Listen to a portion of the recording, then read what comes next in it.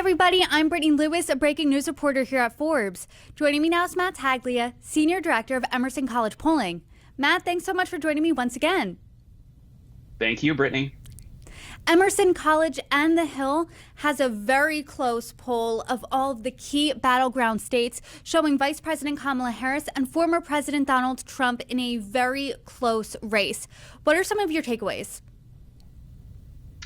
Yeah, so, we see some pretty significant changes from earlier in the year when we polled Vice President Harris versus former President Trump. So we see that Trump is currently ahead in Arizona by 3 points, North Carolina by a point, and Wisconsin by a point, whereas Harris is ahead in Michigan by 3 points, Georgia by 1 point, and Nevada by 1 point. They are tied in Pennsylvania.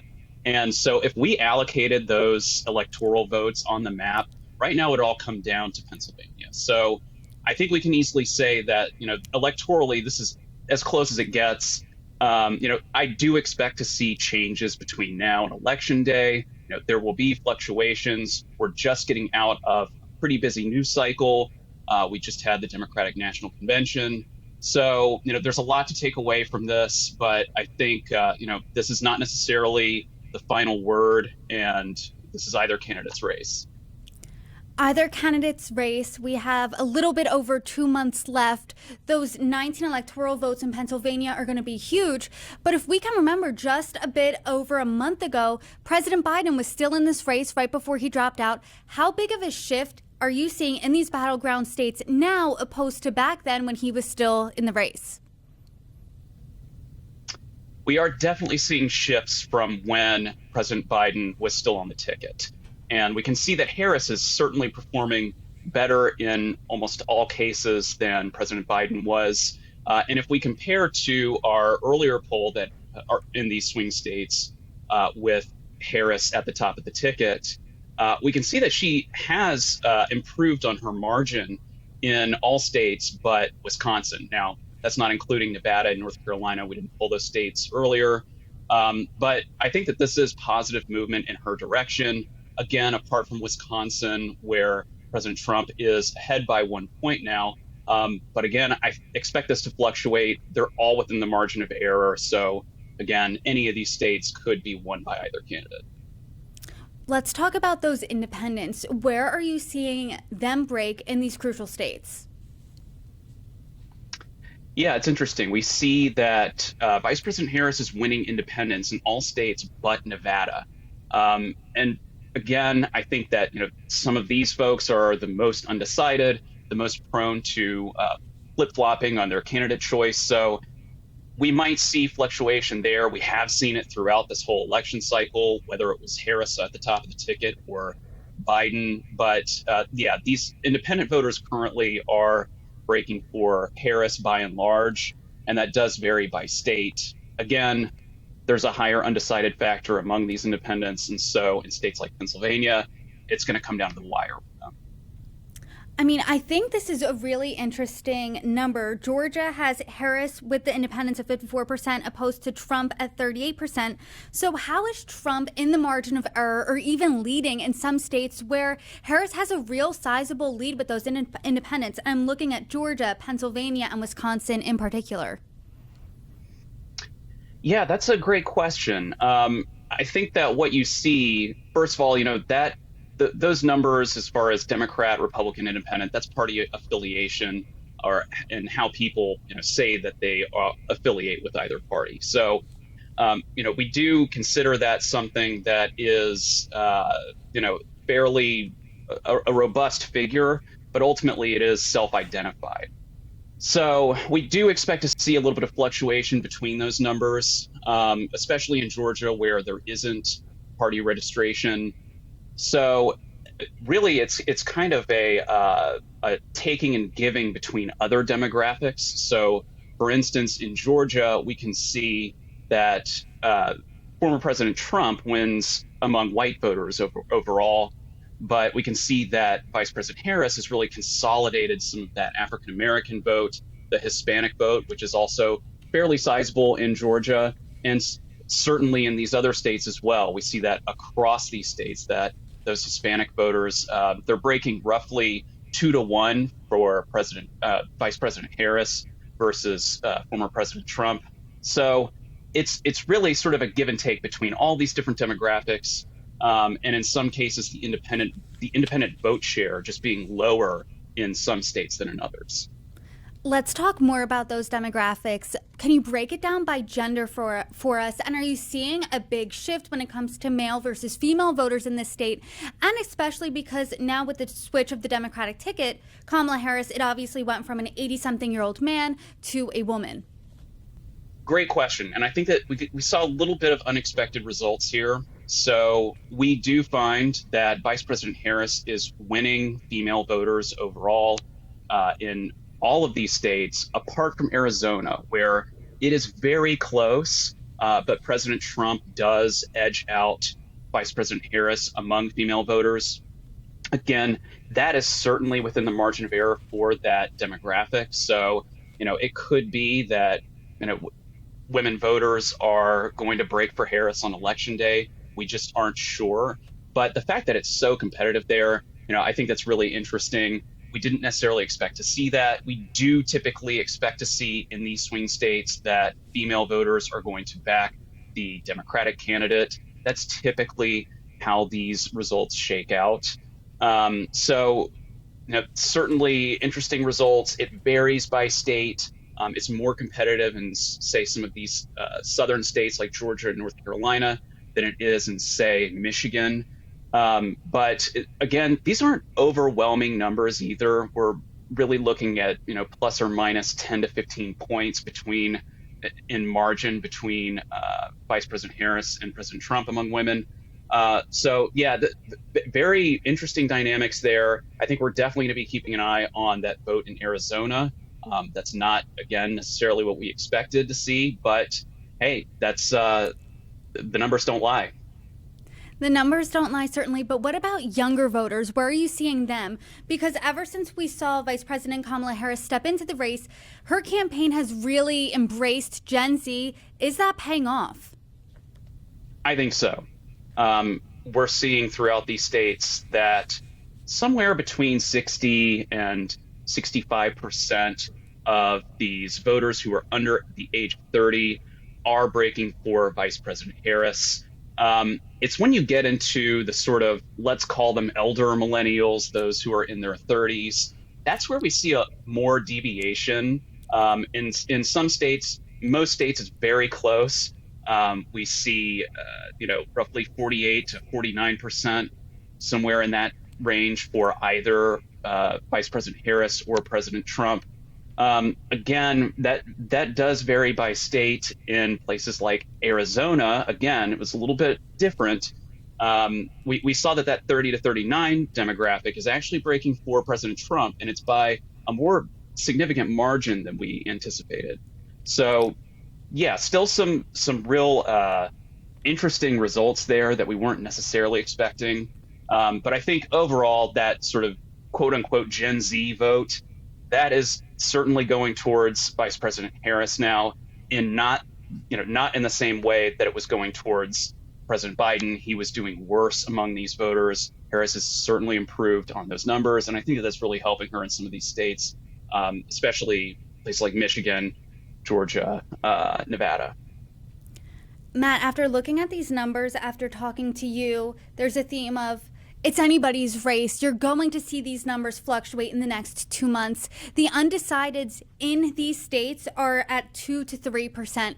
So do you think by looking at all of these numbers that this race is really going to come out to turn out, especially in these battleground states? I think it's going to matter in some of these states more than it will in others. Yes, turnout is going to be very important.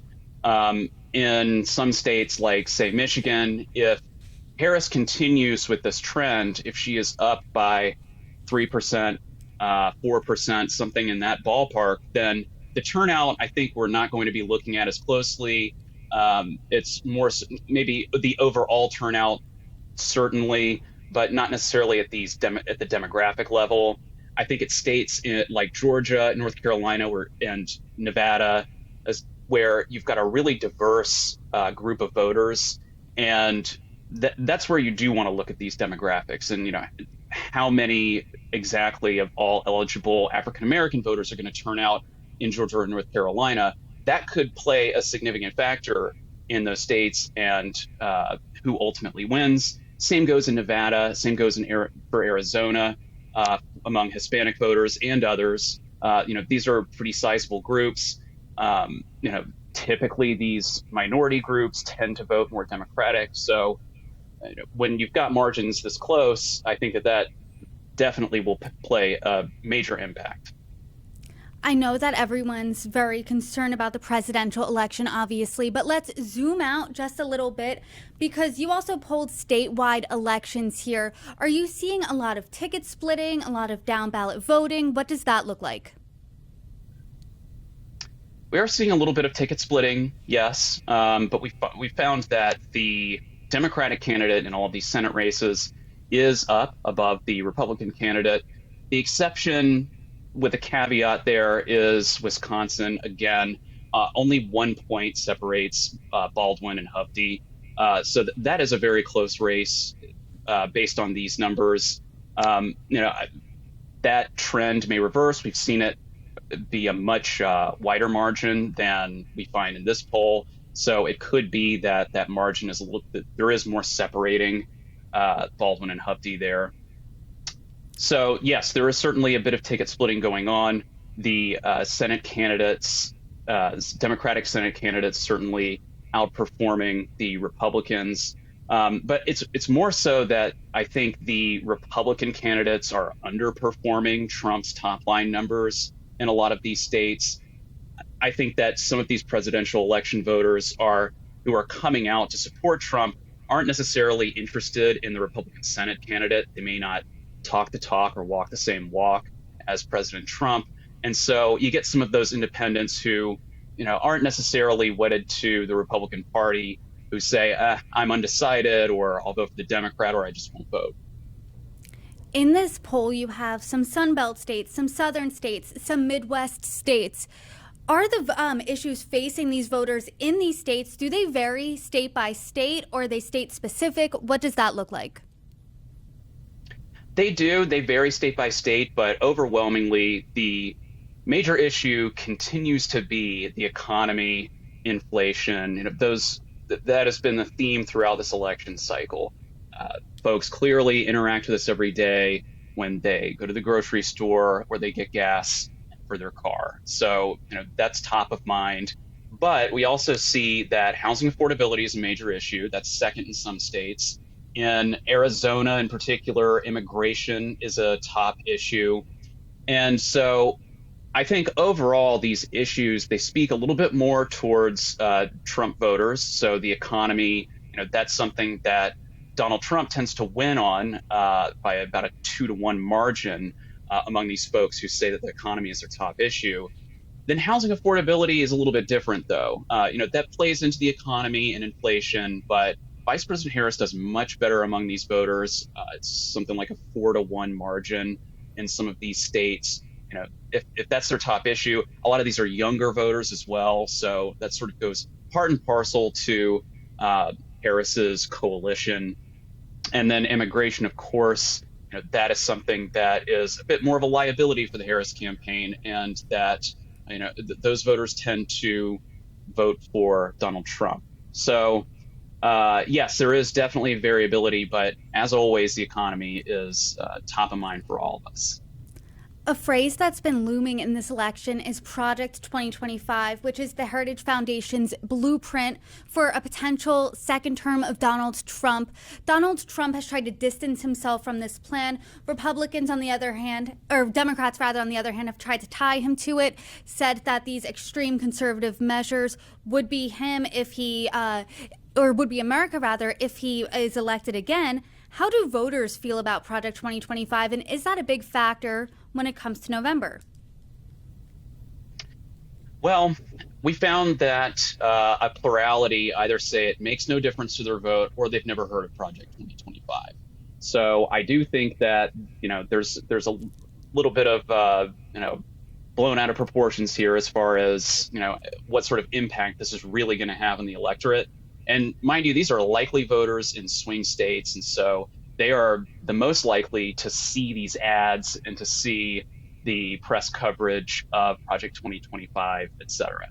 So, I think from that side, maybe there's not much of an impact, but there are exceptionally few who say that it makes them more likely to support Donald Trump, and somewhere with around 30% say in some of these states say that it makes them less likely to support Trump.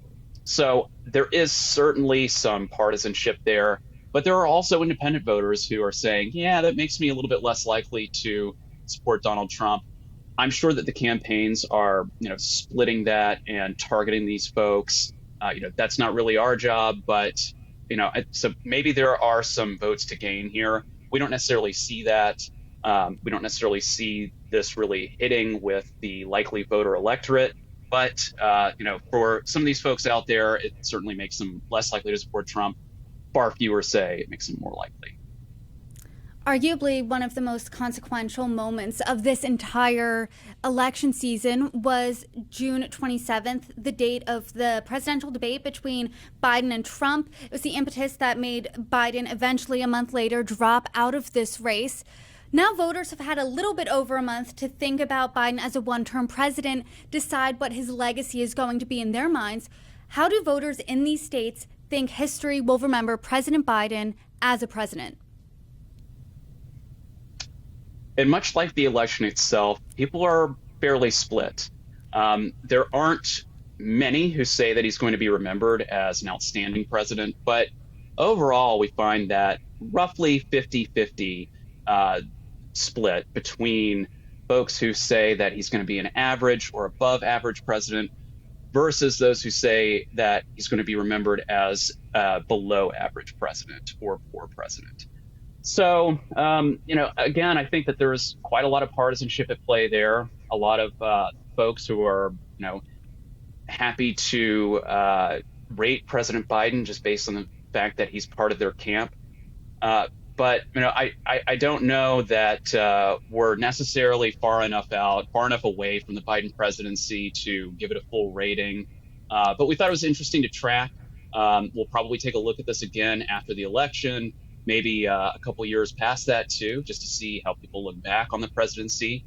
I mean, at the time, a lot of folks did not like Jimmy Carter, didn't think much of his presidency, but his post-presidency in particular, that really raised his numbers, and he's more or less revered now. So that could be the case for President Biden. Right now, it's a 50-50 shot. We'll see. Well, as you get more numbers in this election, Matt Taglia, I hope you come back on, break them down with us. Thank you so much for your time today and your input. I appreciate the conversation. Thank you, Brittany.